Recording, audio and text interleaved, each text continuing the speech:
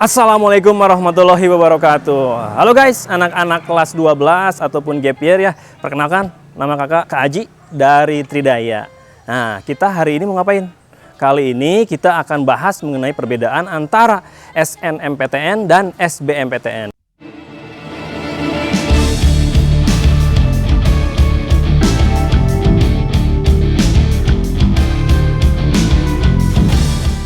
Mungkin di tengah-tengah kalian ada yang sudah paham, mungkin juga ada yang belum tahu ya. Nah, untuk itu kesempatan kali ini kakak akan bahas mengenai apa itu SNMPTN, apa itu SBMPTN ya. Oke, check it out.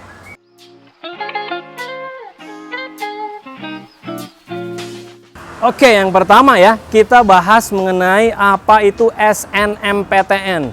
Dari singkatannya, SNMPTN itu mungkin ada yang belum tahu ya, yaitu Seleksi Nasional Masuk Perguruan Tinggi Negeri. Jadi ini seleksinya nasional nih ya untuk SNMPTN. Tapi ingat, pertanyaan pertama nih ya, pertanyaan pertama yang biasa ada di benak anak-anak kelas 12 nih misalnya. Yang pertama itu, apakah semua siswa itu bisa masuk? Apakah semua siswa bisa ikutan? Nah, jawabannya sayangnya tidak semua siswa itu bisa ikutan. Ya, tidak semua siswa bisa ikutan. Ini tergantung dari akreditasi sekolah. Kalau akreditasinya A, ya dia akan memperoleh kuota sebesar 40%. Akreditasi B 25%. Akreditasi C dan yang lainnya itu hanya 5%. Jadi dari sekian total siswa, persentase tergantung akreditasinya seperti yang sudah tadi dijelaskan. Jadi nggak semuanya bisa ikutan untuk masuk seleksi jalur SNMPTN ini. SNMPTN ini biasanya tahun-tahun yang lalu itu disebutnya sebagai atau terkenalnya dengan nama sebutan jalur undangan ya. Jadi nggak semuanya nih bisa ikutan. Buat kalian-kalian yang udah ditentukan bisa ikutan, ya tentunya suatu prestasi ya, suatu prestasi yang harus kita ambil peluang ini. Oke? Itu pertanyaan pertama biasanya seputar berapa banyak sih siswa yang bisa ikutan, apakah semuanya bisa ikutan? Ternyata tidak ya. Oke.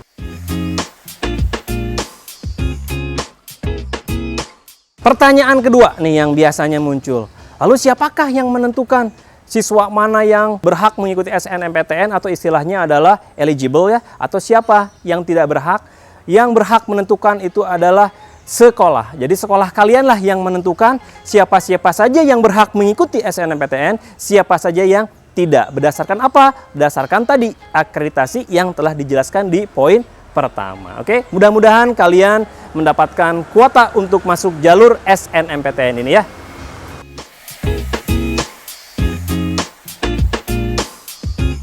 Nah, sekarang yang ketiga nih ya, pertanyaan yang ketiga yang biasanya terlontar nih. SNMPTN itu persaingannya itu nasional atau sekolah?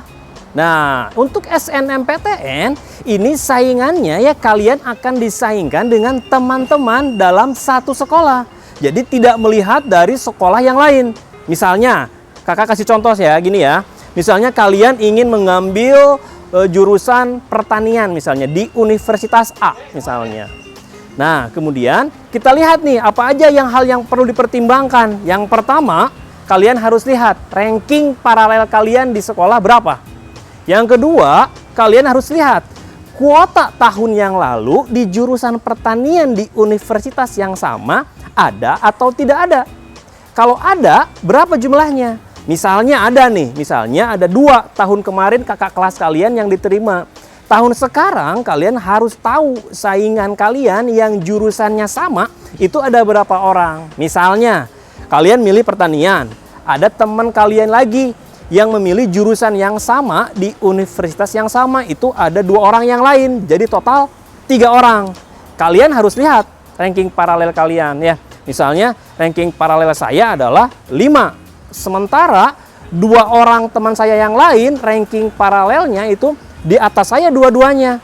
Nah, kemungkinan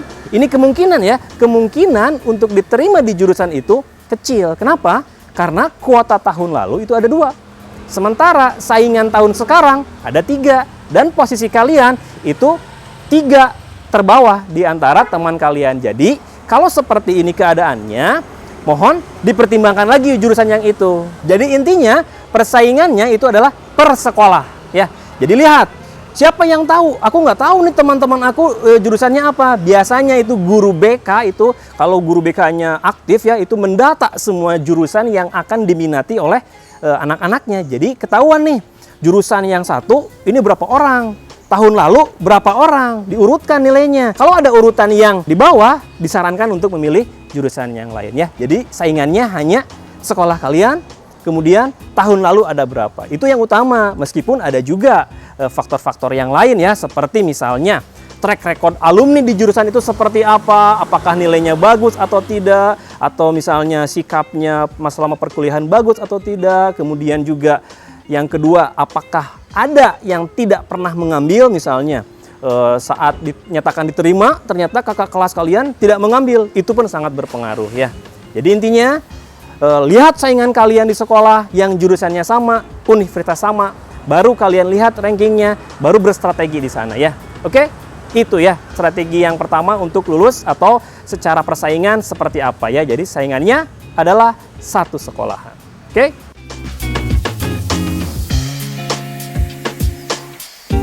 Oke nih, ngomong-ngomong persaingan ya yang tadi ya. Kadang-kadang juga ada yang terbersit pertanyaan nih.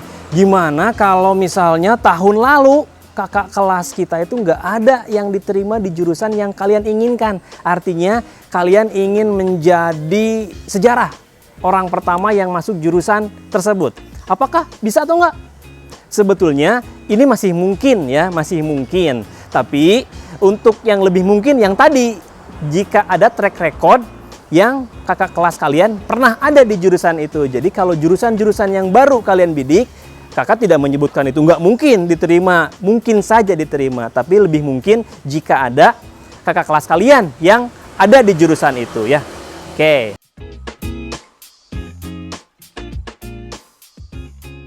Nah, pertanyaan selanjutnya nih biasanya yang sering muncul, yang keempat ini adalah, apakah boleh lintas jurusan? Boleh nggak? Lintas jurusan sangat tidak disarankan ya, nggak boleh nih lintas jurusan. Kalian anak-anak IPA memilih jurusan yang sosum atau sebaliknya itu sangat tidak disarankan. Kenapa? Ya karena sudah ada kuotanya ya, anak-anak IPA itu untuk memilih jurusan Saintek, anak IPS memilih jurusan soshum. Namun ada beberapa juga universitas yang memperbolehkan. Misal FSRD ITB, SBM ITB itu misal ya, itu memperbolehkan dari dua jurusan, baik dari IPA maupun dari IPS boleh memilih jurusan-jurusan itu lewat jalur SNMPTN. Oke, jadi lintas jurusan secara umum jangan ya, jangan lintas jurusan. Tetaplah di jurusan yang kalian punyai ya.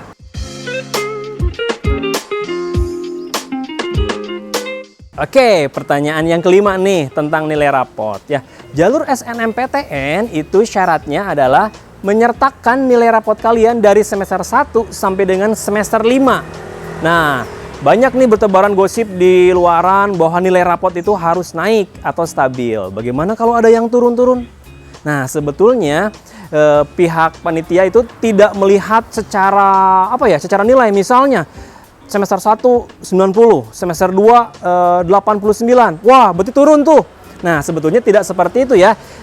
Saat turunnya tidak terlalu besar ya, itu tidak mengapa ya. Misalnya awalnya 85, kemudian semester berikutnya 83, semester berikutnya lagi 86, itu masih dianggap hal yang wajar atau masih dianggap stabil. Tapi kalau misalnya turunnya udah terlalu drastis, misalnya semester 1 80, semester 2-nya misalnya langsung 70, nah itu udah dianggap turun ya. Jadi saat turunnya tidak begitu jauh, misalnya hanya 3 poin atau 2 poin, itu masih dianggap stabil. Jadi buat kalian-kalian nih, jangan terlalu khawatir ya untuk hal itu. Pokoknya kalau masuk kuota, boleh ikutan SNMPTN, ikuti ya dengan berstrategi. Oke? Semangat!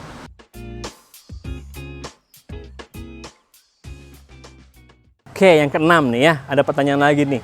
Boleh nggak sih kita milih universitas di luar kota untuk jalur SNMPTN? Ya boleh-boleh aja sebetulnya ya, untuk memilih mau di luar kota, mau di dalam kota, sebetulnya boleh-boleh aja. Namun kan kita kembali ke peluang, kan kita ingin memperbesar peluang kita diterima. Jadi baiknya untuk SNMPTN ini pilihlah di kota sesuai dengan kalian bersekolah. Kecuali di luar kota itu alumni kalian pernah ada ya, kakak kelas kalian pernah ada yang diterima di universitas luar kota. Oh, berarti itu masuknya tadi ya, udah pernah ada jejak rekam alumni. Tapi kalau tidak ada, baiknya di kota tempat kalian bersekolah. Oke? Oke ya, itu adalah tentang boleh enggaknya daftar ke luar kota.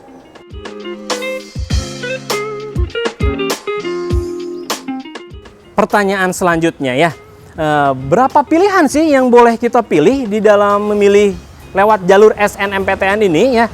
SNMPTN tahun-tahun yang sudah berjalan itu kalian berhak memilih 2 pilihan prodi ya. 2 pilihan prodi itu bisa di universitas yang sama ataupun di universitas yang berbeda. Nah, kalau tadi nyambung nih ke pertanyaan, boleh nggak di luar kota? Boleh, tapi salah satunya pilihannya harus di kota sesuai dengan kalian bersekolah. Jadi kalau ingin memilih keluar kota, salah satunya harus di sekolah sesuai dengan kota yang kalian tinggal ya, kalian bersekolah di mana. Jadi nggak boleh dua-duanya di luar kota. Kemudian pertanyaannya lagi, lanjutan nih. Ada gosip katanya baiknya sih milih 1 jurusan aja. Karena kalau milih 2 jurusan, 2 prodi, pilihan keduanya itu biasanya nggak diterima, jadi percuma. Nah, itu sebetulnya mitos ya. Kenyataannya banyak juga yang diterima di pilihan kedua. Tapi untuk berstrategi, saat kalian memilih 2 prodi, usahakan prodi yang kedua itu kefavoritannya itu di bawah prodi yang pertama. Atau kalau ingin memilih 2 prodi, usahakan di universitas yang sama. Ya, jadi kalau kalian memilih universitas A, ya 2 prodinya di universitas itu. Kalau ingin universitasnya beda, usahakan pilihan yang keduanya itu si kefavoritannya di bawah prodi yang pertama ya. Jadi mau 1 pilihan jurusan, mau 2 pilihan jurusan, itu kalian berhak. Karena kalian berhak memilih 2 jurusan, baiknya sih ya pilih saja dua-duanya ya, karena itu peluangnya lebih besar. Seperti itu ya. Semangat yang sudah dapat kuota nanti untuk mengikuti SNMPTN. Pesan kakak, pilihlah berstrategi agar kalian lulus. Ingat ranking paralelnya, lihat paralel kalian berapa, saingan kalian berapa, alumni tahun kemarinnya ada berapa. Kemudian setelah memilih nanti, tolong jangan terlalu diharapkan SNMPTN ini. Fokusnya tetap ke UTBK SBMPTN ya. Jadi anggap aja ini hadiah, jangan terlalu fokus. Kenapa? Saat kalian terlalu berharap di SNMPTN ini, pada akhirnya nanti berita yang didapat tidak sesuai dengan harapan, kalian tidak diterima, biasanya terjadi mental down ya. Kalian terpuruk, sementara SBMPTN waktunya tinggal sebentar lagi. Jadi pilih, lupakan. Oke, sekarang kita akan bahas mengenai SBMPTN.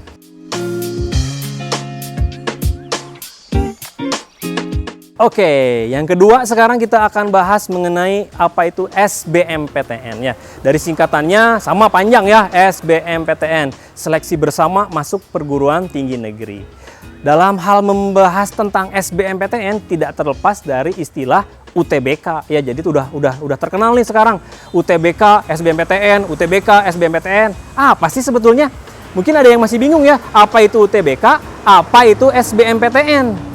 Jadi kakak jelaskan di sini ya. UTBK adalah ujian tertulis berbasis komputer. UTBK itu adalah proses kalian testingnya, proses mendapatkan nilai, proses mendapatkan skor. Nah, SBMPTN adalah proses pemilihan jurusannya. Jadi, saat kalian melalui UTBK, kalian mendapatkan skor. Nah, skor itu digunakan untuk memilih jurusan yang nama prosesnya adalah SBMPTN ya. Jadi tidak terlepas nih, saling berkaitan ya antara UTBK dan SBMPTN ya. Oke, itu adalah perbedaan UTBK dan SBMPTN. Oke. Nah, sekarang nih pertanyaan pertama seputar SBMPTN. Kalau tadi SNMPTN kan saingannya per sekolah ya. Nah, kalau SBMPTN ini gimana nih? Terus siapa aja yang boleh ikutan? Yang pertama, SBMPTN boleh diikuti oleh semua kelas 12 dan 2 tahun gap year. Jadi kalau ada yang udah gap year 2 tahun, itu masih boleh ikutan SBMPTN ya. Beda dengan SNMPTN. Kalau SNMPTN hanya kelas 12 saja, tapi kalau SBMPTN tahun yang sekarang kelas 12 dan gap year 2 tahun ke belakang itu masih boleh ikutan SBMPTN.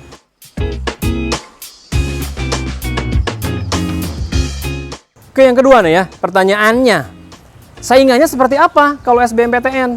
Kalau SBMPTN, saingannya seluruh Indonesia untuk jurusan yang kalian bidik. Kalian ingin masuk ke jurusan misalnya teknik kimia misalnya ya, di Universitas A. Nah, berarti saingannya seluruh Indonesia yang ingin masuk ke jurusan teknik kimia di Universitas A ada berapa orang? Kalian bersaing semua dengan orang-orang itu ya. Jadi makin tinggi nilai kalian di UTBK, itu peluang kalian diterima untuk masuk jurusan yang kalian bidik makin besar. Jadi saingannya seluruh Indonesia, beda dengan tadi ya jalur SNMPTN. Ya, jadi intinya gede-gedean di skor UTBK ya, makin besar skor UTBK kalian akan berpeluang lebih masuk untuk jurusan yang kalian inginkan.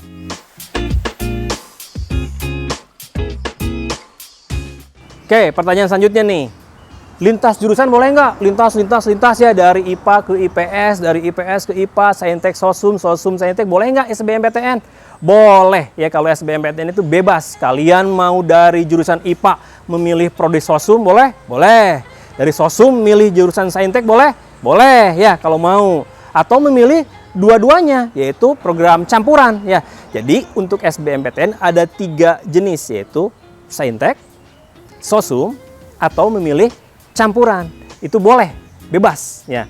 Lalu gimana pemilihannya? Berapa jumlah prodi yang bisa dipilih? Untuk program Saintek kalian bisa memilih 2 program studi, Sosum juga 2 program studi. Nah, campuran juga ternyata 2 program studi ya, itu untuk tahun-tahun yang kemarin. Kalau tahun 2022 kita lihat nanti pengumuman resmi dari LTMPT ya, mungkin ada perubahan seperti apa. Namun yang sudah-sudah biasanya hanya dibatasin 2 program studi, mau itu yang Saintek, Sosum, baik itu yang campuran ya. Kemudian luar kota boleh nggak? Bebas ya. Jadi kalau SBMPTN itu bebas, mau masuk kemanapun kalian dibebaskan. Intinya ya intinya satu, skor UTBK-nya gede. Udah itu aja sebetulnya ya. Makin kalian bisa mengalahkan saingan-saingan kalian, makin berpeluang untuk diterima di jurusan yang kalian inginkan. Oke? Semangat!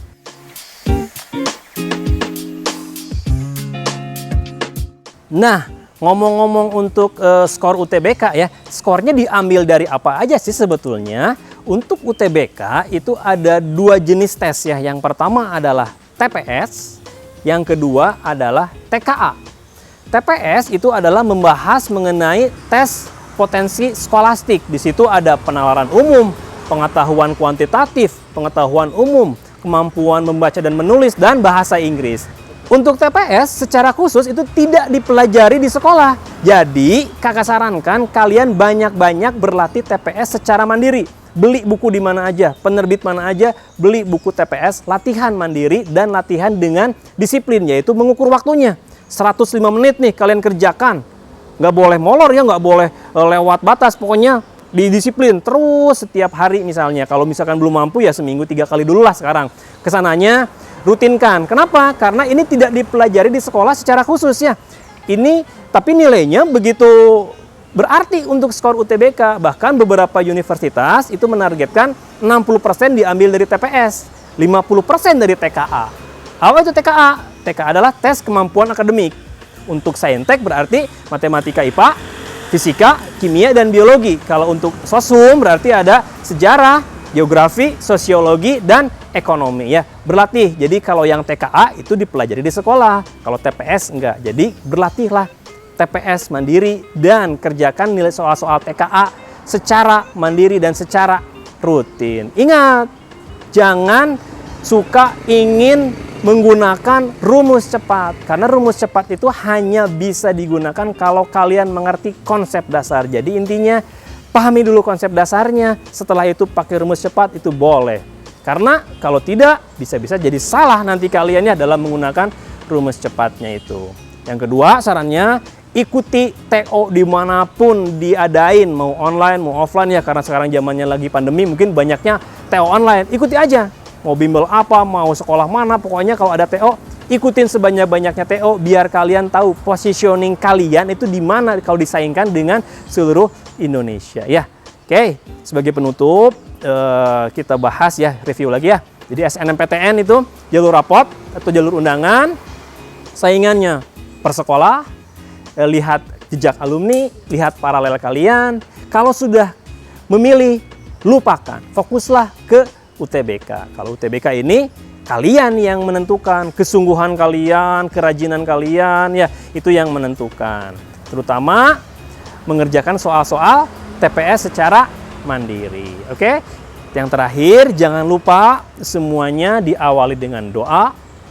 Prosesnya juga diiringi dengan doa, dan hasilnya akhirnya pun kita pasrahkan dengan doa ya. Semoga kalian semua, baik itu yang mau SNMPTN, mau yang SBMPTN, semuanya bisa diterima sesuai dengan harapan dan cita-cita kalian. Sukses selalu ya.